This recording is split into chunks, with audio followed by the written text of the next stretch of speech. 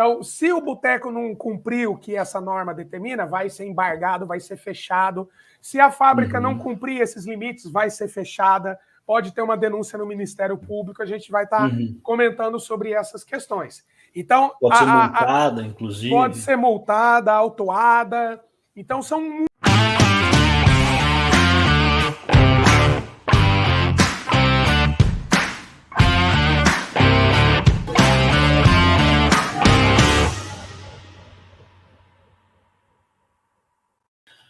Olá, pessoal que acompanha o canal Industrialização no Spotify e no YouTube. Estamos aqui mais uma vez com o nosso especialista aí em ruídos, barulhos, segurança do trabalho e mais um monte de outras coisas que a gente falou lá no primeiro episódio dessa série. Quem perdeu, volta no primeiro episódio, assiste o primeiro, o segundo episódio dessa série e vem para esse terceiro episódio que tem muito conteúdo legal aí. E a gente trouxe o Fábio novamente aqui agora para falar sobre os direitos e deveres, né, Fábio? No que tange a questão aí de barulhos, ruídos, o que a gente precisa se atentar aí no nosso dia a dia, né? E o que a gente pode reclamar, né, Fábio? Direitos e deveres me lembra aquelas aulas de educação moral e cívica. Olha, quem teve, já entrego a idade aqui, né? Porque hoje acho que não tem essas aulas. Não tem. E às vezes eu acho que faz falta, hein, cara? Verdade. É uma aula que faz falta. Eu lembro que, acho que você vai trazer isso para a gente, mas eu lembro que a professora falava sempre assim, né? O nosso dever o nosso direito termina onde começa o direito do outro, né? Então, acho que talvez nos barulhos não seja muito diferente, né? Como que acontece aí nessa questão? O que eu tenho direito? Eu posso fazer barulho? Posso escutar o meu rock and roll aqui? E se o vizinho reclamar, o que eu faço? E se o vizinho estiver ouvindo quando eu quero dormir, o que eu faço? Fala para nós aí. Então, é uma satisfação aí poder estar participando aí desse terceiro episódio aí do canal, né? Como você comentou, quem não acompanhou, volta lá no primeiro, segundo episódio, que a gente está seguindo uma linha de raciocínio bastante interessante, né? A gente está trabalhando aí, construindo, né, uma linha de raciocínio, um conhecimento, para poder entender um pouco mais sobre essa problemática que tanto assola a população e o mundo inteiro, né? Lá no primeiro e segundo episódio a gente reforçou essa questão, que é um problema muito sério, isso aí mexe com a questão psicológica das pessoas, e não é um problema exclusivo do Brasil, né? Isso é um problema mundial, né? Então nós fizemos aí uma construção de um conhecimento importante relacionado a essa questão, mas relembrando a aula de moral e cívica, realmente a gente precisa tomar um pouco de cuidado, né? Eu costumo sempre orientar as pessoas, os clientes, né? Poxa, quantas... Essa semana que passou aí, Abílio, a quantidade de pessoas que eu orientei, porque eles me ligam, eu estou ouvindo o vizinho de cima, o vizinho do lado, casa geminada, o cara fala, eu ouço. Então, assim, tem situações que é muito complicado você resolver, né? Muito difícil mesmo, porque é um problema estrutural, é um problema do projeto, entendeu? Sim. Se isso não foi pensado na concepção do projeto, por exemplo, eu tive um caso semana passada aí de casa geminada, né? Que tanto a laje, estava tudo conectado. Então, era um tipo de ruído que, além do problema do ruído aéreo, que ele vem pelo ar, né? Então, o reclamante ele ouvia tudo que estava acontecendo na casa ao lado, né?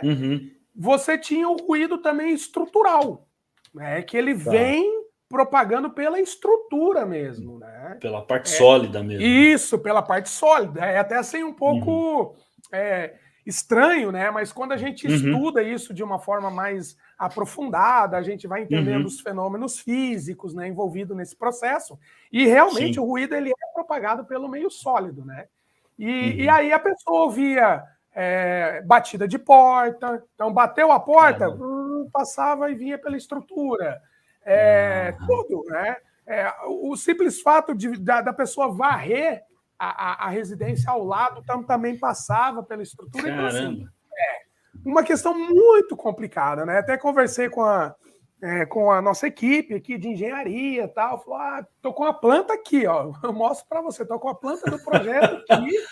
E assim, é uma situação difícil, porque primeiro que é um processo bastante complexo, né? Porque ele já vem de um problema estrutural, né? Sim. Isso, se fosse pensado lá na concepção do projeto, como a gente já comentou isso em outros episódios, né, seria muito mais fácil. Mas aí durante eu não a construção, né? Durante o projeto, na verdade. O projeto, exatamente. Porque tá lá no papel, no desenho, no CAD, beleza, você apaga, risca de novo, o papel aceita tudo, né? Mas depois que você tirou e colocou lá em prática, aí fica mais complicado. E aí, conversando com a nossa equipe aqui de engenharia, assim, a gente não pode assumir uma responsabilidade dessa, porque é um problema que nós vamos comentar aí na sequência, existem normativas que precisavam ser seguidas e não foram seguidas, né? Então tem um ponto muito importante nessa questão, e a gente não pode assumir uma responsabilidade técnica de falar, não, olha, eu vou resolver o teu problema. Aí quebra tudo a parede, faz o sistema massa-mola-massa, isso, aquilo, né? Mas eu estou ouvindo ainda. Aí o cara não... O cara gasta um valor considerável num projeto de isolamento acústico, mas o problema para ele vai continuar. Então, talvez uma coisa importante, Fábio, é o nosso espectador saber o seguinte, cara, e você acho que falou sobre isso lá no primeiro episódio, né, da frustração do cara comprar uma casa, um apartamento, e exatamente montar um estabelecimento comercial, olha, uma Abílio, empresa, isso que você falou da frustração e não estudar antes. Né? Exatamente. Então, o correto seria assim: o cara vai comprar um apartamento. Se ele é um cara, né? Se é uma pessoa que não tem muita tolerância a ruído, porque as pessoas são diferentes. Tem pessoas que têm mais tolerância, não se incomodam, mas a pessoa é mais intolerante a ruído. Então, é certo eu afirmar que para essa pessoa é muito melhor ela, antes de comprar um imóvel, chamar uma consultoria e falar assim: cara, vai lá, mede, será que vai dar certo eu comprar esse imóvel ou eu vou ter problema? Então, na verdade, Abílio, não, assim, na questão prática, não há nem a necessidade de chamar um especialista, uma consultoria. Por quê? Porque existem... Isso aí vai ser tratado no próximo episódio, né, sobre as normas técnicas que envolvem essa questão, mas... o construtor, né, o departamento de engenharia, a empresa que construiu, né, enfim, ela tem uma responsabilidade sobre uma normativa de desempenho acústico que ela precisa cumprir, entendeu? E ela tem que desenvolver ensaios também, mas isso vai ser a temática do nosso próximo encontro aí, do nosso próximo episódio. Mas é importante, porque depois que construiu, fica difícil, porque nesse caso, eu fiz uma análise inicial, falei assim, o que você ouve? Ele falou, eu ouço tudo, Fábio, o reclamante, né? Eu ouço voz, eu ouço batida de porta, eu ouço tudo. Então, quando ele me falou isso, eu já entendi que era um ruído aéreo e também um ruído estrutural. Tá bom. Entendeu? Então, o ruído aéreo, se fosse só o aéreo, com sistema de massa-mola-massa, a gente aumentando a densidade ali, você poderia... ele ia perder, a gente até olhou aqui no projeto, ele ia perder pelo menos 1 metro digamos, da casa dele, né? Porque ia ter que aumentar, ia ter que aumentar a espessura de parede e tal, enfim. E aí, se faz isso, o ruído ele vem pela estrutura e ele continua ouvindo. E aí? Não resolve. Então, não resolve. Tem uma despesa alta. Então, assim, você conseguiria fazer até uma atenuação, mas não ia resolver o problema. Não ia resolver o problema 100%, porque o projeto foi feito de forma, não digo errada, né? mas sem pensar nos princípios fundamentais da acústica. Isso é princípio fundamental, né? Não é nem algo assim. Então, o arquiteto que estava envolvido, se ele não sabe, ele deveria, que normalmente nos cursos de arquitetura e urbanismo, a disciplina de acústica ela é passada de forma muito rápida, né? E aí, superficial. E aí, quando entra nessas problemáticas, o arquiteto vai lá, constrói, ergueu tudo, aí fica muito mais complicado, né? Então, tem situações que é bem difícil. E aí foi o que eu falei, eu não posso me comprometer com uma questão dessa, né? Entendeu? Falar, eu vou resolver, depois eu não resolvo o problema. Então, é uma situação bem difícil, né? Do ponto de vista prático, né? E aí, envolvendo essa questão, nós temos aí todos os direitos, né? Direitos e deveres, né? Envolvendo essa questão do ruído, porque nós já comentamos lá em episódios anteriores sobre o processo de avaliação e o processo de controle. Bom, então, Fábio, se o cara adquiriu, né, esse imóvel, ele reclamou, e aí tem problemas estruturais, né? O vizinho faz barulho. Até então, a gente não sabe se o barulho que o vizinho faz é muito alto, muito baixo, é um barulho normal, se o problema é o barulho do vizinho que é muito alto. E aí, até onde vai ali o direito dele reclamar com a construtora, com quem fez o imóvel, com o arquiteto, com o engenheiro? Como que funciona isso tudo? É importante a gente compreender da onde que vem toda essa parte legal. Né?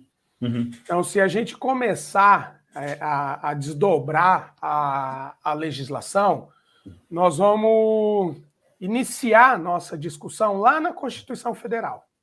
Tá? Então, aquele questionamento que nós fizemos lá no primeiro encontro, né? No primeiro episódio. Tenho que avaliar o ruído? Eu tenho que controlar o ruído? Né? Então, o questionamento que faz o que é muito alto, o que é muito baixo, né? Claro que a gente comentou também em episódios anteriores a questão da subjetividade, né? Isso é absolutamente normal, né? Tem até um ramo da acústica, que é a psicoacústica, que estuda todos esses parâmetros aí. Mas a gente precisa de um norte, né? O que está acima, o que está abaixo do que é convencionado aí, né? Entre normas, técnicas, né? Enfim. A gente começa a nossa discussão lá na Constituição Federal. Né? Então, você pegar o artigo 225 da Constituição Federal, lá no capítulo 6, ele fala do meio ambiente. Tá? Então, a Constituição Federal, ela trata sobre essa questão e diz o seguinte, que todos os brasileiros, todas as pessoas, né, têm direito a um meio ambiente ecologicamente equilibrado. Tá? E quando a gente fala em meio ambiente, não está diretamente ou única e exclusivamente relacionado à plantinha, à árvore, né? à vegetação. Porque normalmente quando a gente fala meio ambiente, você já pensa numa árvore, né? Você já pensa já pensa na parte ecológica. Ecológica. Né? Na parte... entendi. Mas animais preservados. Né? Animais, né? Mas analisa comigo, Abílio. Esse meio ambiente ele pode estar relacionado ao meio ambiente de fauna e flora, né? Ele pode estar relacionado ao meio ambiente social, né? E ele pode também estar relacionado ao meio ambiente de trabalho, né? O meio ambiente na qual os trabalhadores estão inseridos lá num contexto da indústria, né? Que é o objetivo aí do canal, né? Então, quando a Constituição Federal ela trata sobre essa questão do meio ambiente ecologicamente equilibrado, ainda traz a questão da qualidade de vida e o poder público ele tem a responsabilidade de defender e preservar esse meio ambiente para as gerações atuais e para as futuras gerações. Olha como isso é importante, né? Então, o meio ambiente pode ser relacionado à fauna e flora? Pode. E pode ser relacionado ao meio ambiente na qual as pessoas estão inseridas. Né? E aí a gente vem desdobrando isso aí. E aí nós caímos lá no artigo de número 2 da Lei 6.938, que fala da Política Nacional do Meio Ambiente. Aí essa Política Nacional do Meio Ambiente trata sobre o controle e zoneamento das atividades potencial ou efetivamente poluidoras. Olha que importante. Saímos da Constituição Federal, fomos lá para a Política Nacional do Meio Ambiente. Se tem uma atividade que pode, que eventualmente ou potencialmente pode gerar algum tipo de poluição, tem que tomar cuidado. Essa poluição pode ser relacionada a resíduos, né, sólidos, pode ser relacionado a emissões atmosféricas, né, gases, e pode ser relacionado também à poluição sonora. Entendeu? Então, olha como que a gente está montando aí a nossa linha de raciocínio. Então, essa Política Nacional do Meio Ambiente estabelece que tem que ter o controle e zoneamento de atividades potencial ou efetivamente poluidoras. Independente do segmento. É um bar, um restaurante, quer tocar rock and roll, quer destruir tudo? Pode destruir. Quem está lá dentro pode ter um trauma Quem está lá dentro pagou por isso, né? Pode ter um trauma acústico, vai dormir, vai ficar com aquela abelha zumbido. No outro dia vai recuperar, né? Porque é o tempo de exposição. Claro, isso também tem que ser controlado pelo pessoal do som lá, né? Mas quem está do lado de fora, né, e precisa descansar e dormir, tem que respeitar um determinado limite. Isso vale para o boteco, vale para a igreja, vale para a indústria, vale para a fábrica, vale para o restaurante, vale para qualquer atividade. Hoje é muito complicado esse negócio do pancadão aí, porque as pessoas fazem... Pelo menos aqui em Londrina virou febre, eu não sei aí, Abílio, mas compra um terreno, né? Constrói lá lá no fundo do terreno, põe uma churrasqueira, um pouquinho para frente põe a piscina, e aí quem está do lado que se exploda. Né? Vamos moer, né, alugar para churrascão na sexta, no sábado e no domingo. Aí você tem o vizinho que está do lado, o vizinho que está do outro lado, o vizinho que está atrás. Não, mas eu cheguei, os incomodados que se retirem, né? Não existe isso. Não é assim, né? Não é. São espaços de lazer criados em recinto urbano, né? Urbano. E aí tem que verificar o zoneamento. Então, por isso que a gente está falando da questão legal, né? Direitos e deveres, justamente para eu poder entender, né? Como que eu reclamo, que tem lei, tem norma, né, tem alguma coisa que vai definir uma questão legal nessa problemática do ruído. Então, dessa Política Nacional do Meio Ambiente, né, a gente vai avançando para outras leis, né, até chegar na Resolução CONAMA. Tá? E aí a Resolução CONAMA, ela diz o seguinte, que são prejudiciais à saúde e ao sossego público, né, os ruídos com níveis superiores aos considerados aceitáveis pela NBR 10.151. Tá. Então a gente já chegou numa norma da BNT que tem força de lei, sim. Ela sozinha, uma norma da BNT sozinha, ela não tem essa força de lei, ela é uma recomendação técnica, um estudo técnico. Mas nesse caso não é, porque ela vem sendo desdobrada junto com a lei que você comentou. Isso, Constituição Federal, Política Nacional do Meio Ambiente, Resolução CONAMA, então ela tem força de lei, sim. Então, se o boteco não cumprir o que essa norma determina, vai ser embargado, vai ser fechado. Se a fábrica não cumprir esses limites, vai ser fechada. Pode ter uma denúncia no Ministério Público, a gente vai estar comentando sobre essas questões. Então, pode ser multada, inclusive. Pode ser multada, autuada. Então, são muitos problemas que podem acontecer para o estabelecimento. A gente fala estabelecimento, pense organização, pense restaurante, igreja, fábrica, indústria, né? Enfim. Sobre essa questão. É claro que daí tem épocas festivas, né? Você pega aí Carnaval da Bahia, né? Aí tem acordos que são feitos, né, com o Ministério Público, porque daí já é um evento tradicional. Então tem algumas questões que podem ser acordadas, né? Mas, via de regra, essa é a legislação, é a norma da BNT, que tem a força de uma legislação, né? Pelo fato de estar citada em leis superiores. Então, se o estabelecimento ou a organização não cumprir, ela vai ter sérios problemas. Que é a NBR E essa norma, 151. provavelmente, ela está fundamentada naquela escala que você apresentou para a gente lá nos outros episódios, né? Que é aquela escala do que é considerado, né? Existem outras normas que vai ser parte de discussão aí do nosso próximo episódio, mas num primeiro momento, se você tem um estabelecimento que está, de certa forma, incomodando, né? Nós falamos da questão subjetiva, né? Então, infelizmente, se estiver dentro do que a norma preconiza, paciência, né? Você está dentro da legislação. Mas é essa regra, essa norma que precisa ser cumprida. Então, tem toda uma metodologia de medição, tem toda uma metodologia técnica, tem toda uma questão metrológica envolvida. Não é qualquer equipamento, qualquer sonômetro, né? Que é o medidor de nível de pressão sonora, né? Que a gente chama de sonômetro. Então, tem que tomar muito cuidado, né? Com esse tipo de avaliação. A gente sabe, infelizmente, que na prática muitos profissionais desconhecem essas questões metrológicas, essas questões técnicas.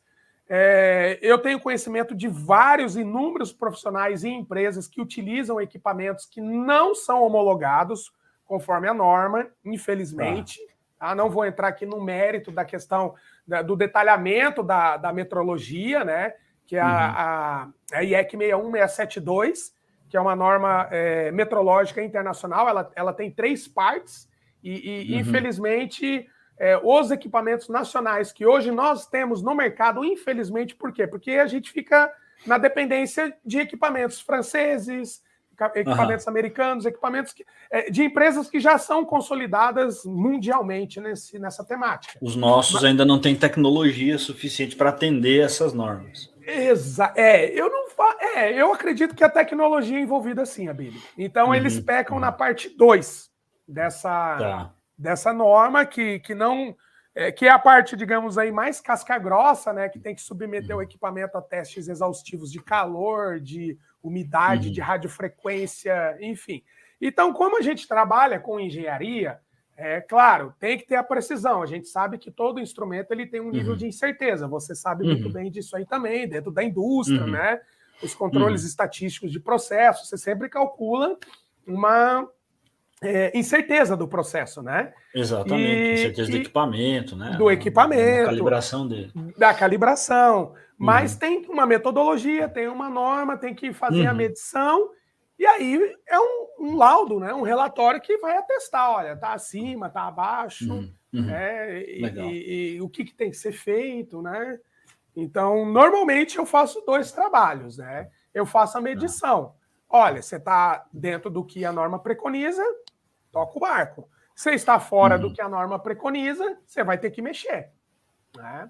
Aí depende qual que é o problema que... Pode fazer um tratamento acústico, pode, isso. Tá. E aí, você falou dos equipamentos, da calibração e da validade. É assim, um laudo feito com um equipamento que não está em conformidade com as normas, ele não é válido judicialmente, né?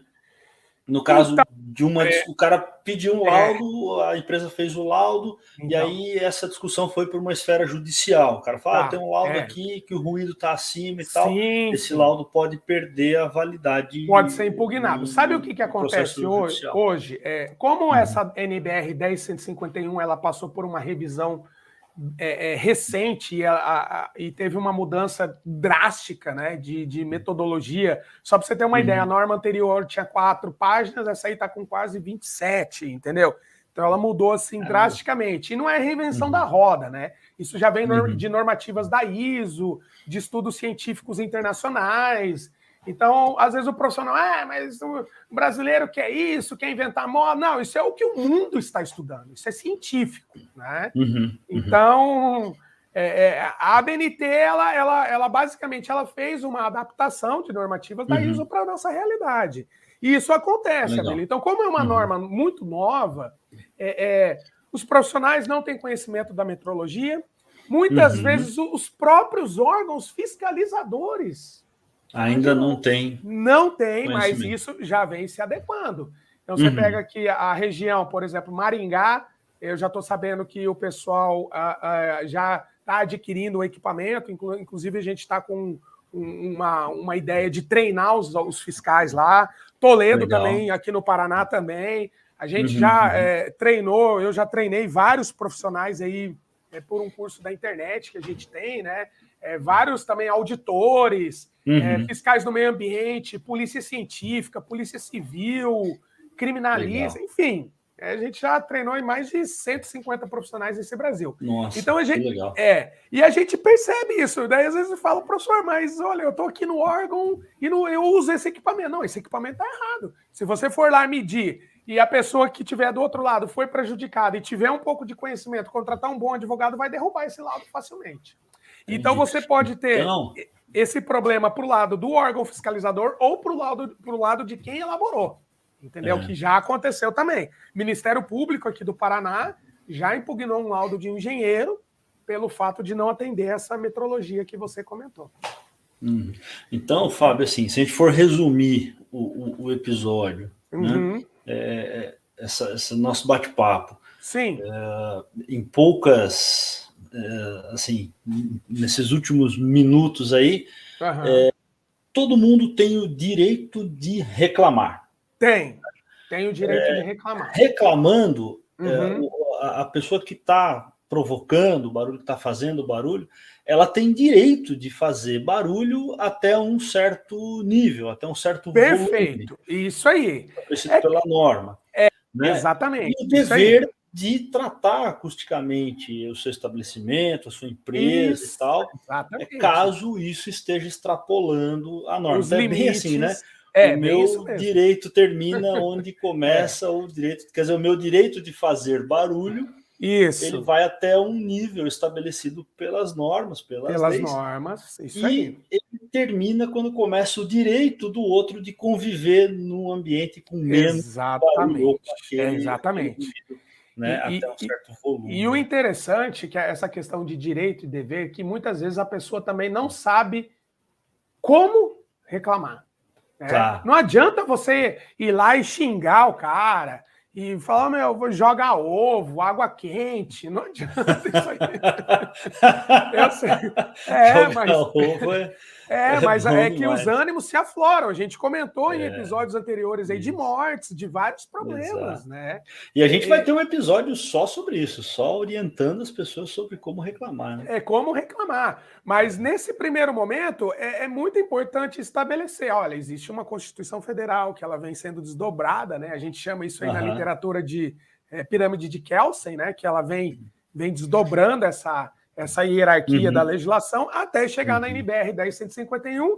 Claro, existem outras normas, a gente vai falar no próximo episódio, mas a 10.151 ela é que vai regimentar essas questões. É claro que uma boa parte dos municípios também tem o código de postura do município, né? Que normalmente está em acordo com a 10.151 ou cita a NBR 10.151, né? Mas é importante também avaliar o código de postura do município. Então, aí o engenheiro que vai fazer essa avaliação, ele tem que se atentar a todos esses parâmetros. Mas é bem isso que você falou. Num resumo, tem os direitos, tem os deveres, tem a questão do limite, tem a questão do tratamento, do projeto de acústica, né? Para comportar isso aí. Eu posso ter o meu bar, posso ter o meu rock and roll, posso ter... a igreja rodando com louvor, com banda, com tudo, desde que esses limites sejam... Respeitem o direito do vizinho. Exatamente, é isso aí. Legal. É isso aí. Muito legal. Bom, pessoal que ficou com a gente até aqui, muito obrigado. Acho que essas informações já foram muito relevantes. Quem não viu os primeiros episódios, repito, ouçam, né? Ou assistam no YouTube. E vem com a gente no próximo episódio que a gente vai falar sobre as normas relacionadas aí, um pouquinho mais, todas as normas que existem, que as pessoas podem consultar ou podem se basear aí, né, numa eventual reclamação ou um aprofundamento de estudos, né? E vai trazer aí também como é que faz para encontrar o Fábio aí, caso queira estudar mais sobre isso, caso queira se formar como um técnico, né, como um perito aí, para fazer esses laudos também, né, Fábio? Sim, a gente tem esse curso aí, como eu disse, acho que ele está não lembro agora de cabeça, é a 7ª ou 8ª edição, né? Nós já formamos mais de 150 Legal. profissionais, entre engenheiros, polícia científica, polícia civil, fiscais do meio ambiente, Legal. enfim. E a ideia é essa, é disseminar o conhecimento, né? Porque não é só a questão do curso em si, é a questão da população, né? Uhum. Por exemplo, igual a esse caso que eu comentei das casas aí. Pô, isso aí vai ter que ir em cima do arquiteto, lá do construtor. Ó, você não cumpriu a norma, vai dar dor de cabeça, tudo, mas o cara tinha que saber disso. E se eles conhecerem isso, evita esse tipo de problema, né? Evita, porque aí você vai lá, né? Ó, mas espera aí, eu vou comprar. Cadê o laudo? Tem o laudo do ensaio acústico aqui? Né? Qual que é a diferença padronizada de uma parede para outra, de um teto?